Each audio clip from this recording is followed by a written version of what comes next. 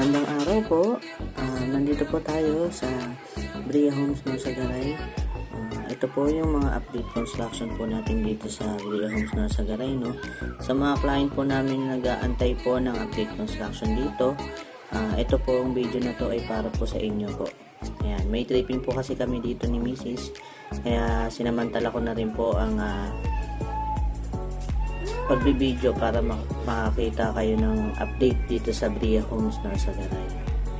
Yan, as you can see po, may mga under construction pa po.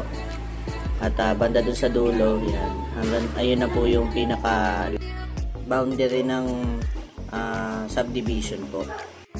After po nito, tignan po natin sa bandang unahan po yung pinaka actual turnover unit po.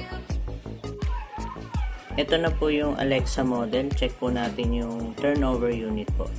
Ang